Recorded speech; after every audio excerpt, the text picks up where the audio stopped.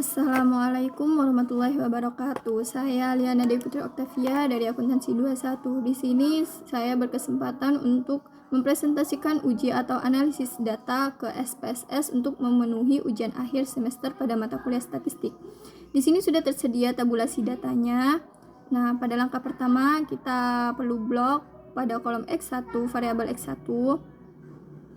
Setelah itu di blok, di copy, dan kita masuk ke SPSS. Kemudian kita paste di view variabel pertama, di label view pada variabel pertama. Setelah itu kita buka Excel kembali, dan kita juga perlu mengcopy untuk X2 nya. Nah, untuk X2 itu kita blok juga di bagian X2 nya saja. Setelah di blok, kemudian kita copy dan kita masuk kembali ke SPSS untuk mempaste variabel X2 nya ke variabel kedua. Kemudian ke Excel lagi, dan kita juga copy untuk X3 nya. Di blok terlebih dahulu semua di bagian X3, kemudian copy dan kita masukkan, kita paste juga di SPSS pada variabel view kolom ketiga.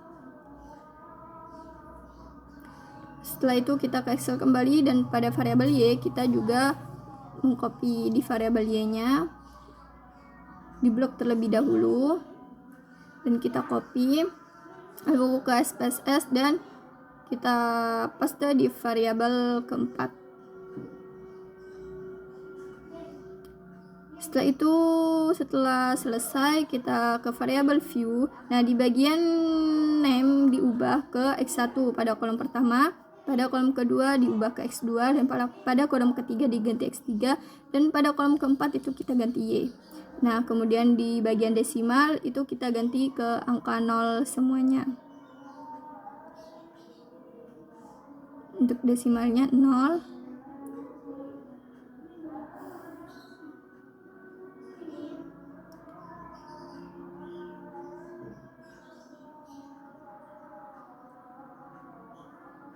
Nah, kemudian pada label pertama kita ketik itu X1 itu terdapat apa? Ternyata terdapat total hutang. Nah, jadi di label kolom pertama itu kita tulis X1-nya, yaitu total hutang.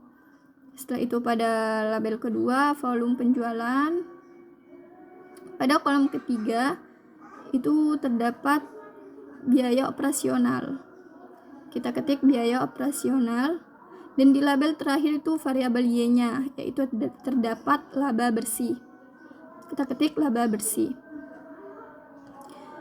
Nah, selanjutnya di bagian measure kita ubah ke scale semua. Nah, setelah di scale semua, setelah itu masuk ke tools analyze, terus ke regression dan pilih linear.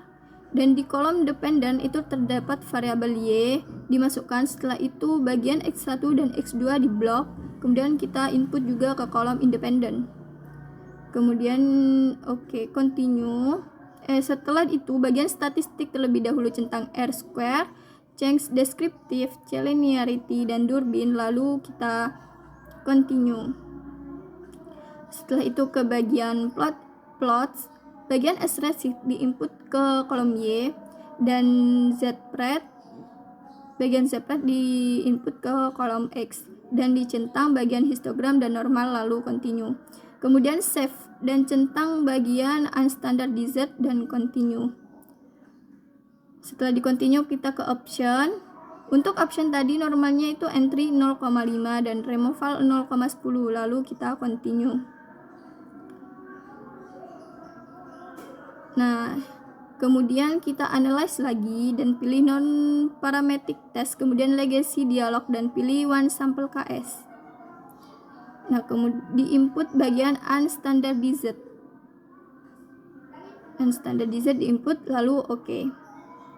Nah, ini adalah uji hasil analisis statistik. Nah, untuk membaca hasil tesnya, tes normalitas pada one sample KS, nilai uji tesnya yaitu di sini nilai uji tesnya 0,200 dengan signifikannya 0,00. Dan syarat untuk normalitasnya yaitu nilai statistiknya harus di atas 0,05, dan di sini nilainya di atas 0,05 yaitu sebesar 0,200, jadi bisa dikatakan pada uji normalitasnya itu normal. Setelah normal kita bisa lanjut ke tes berikutnya. Pada tes berikutnya itu terdapat tes heteroskedastisitas. Nah, di sini itu terdapat scatter plot yang dimana di bagian ini tuh banyak titik-titik menyebar dan tidak menggumpal. Yang tidak menggumpal itu artinya tidak terjadi suatu heteroskedastisitas. Nah, sedangkan pada titik-titik yang menggumpal seperti halnya yang ada di data itu kan di bagian kiri ada titik-titik yang menggumpal. Nah, titik-titik menggumpal itu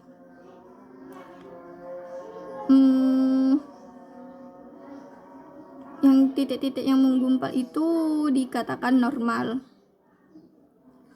Untuk yang menggumpal itu bisa dikatakan normal untuk uji tesnya. Nah, normal itu juga bisa dilihat dari titik-titik ini.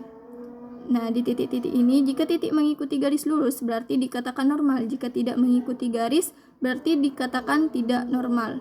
Nah, normalnya data selain bisa dilihat dari tabel yang tadi itu juga bisa dilihat dari titik-titik di sini ya. Ya, di titik di sini yang normalnya itu tidak dilihat dari garis. Jika titik-titik mengikuti garis itu berarti datanya normal. Nah, di sini karena ada yang mengikuti garis berarti di sini bisa dikatakan normal. Selanjutnya kita bisa ke uji F pada tabel ANOVA.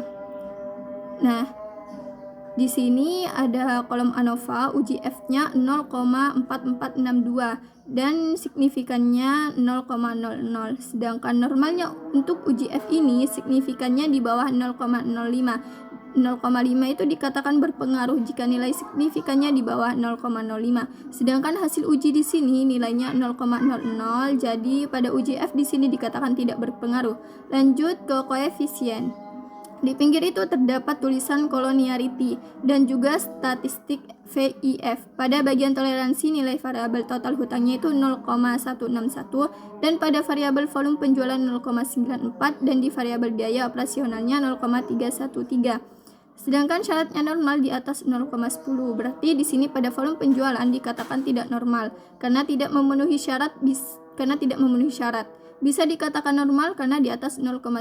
Jika di bawah 0,10 berarti ini tidak terjadi multikolonialitas. Selanjutnya kita lanjut ke uji T.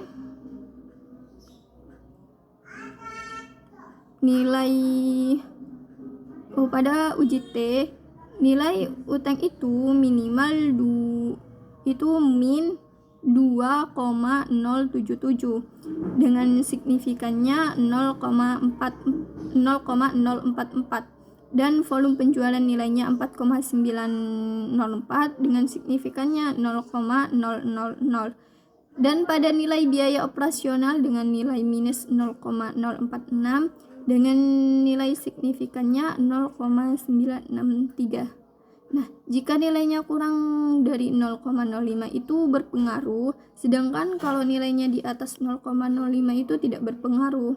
Nah, sedangkan di sini pada signifikan ketiga variabel terdapat variabel operasional yang nilai signifikannya itu di atas 0,05, maka variabel ini tidak berpengaruh terhadap laba bersih.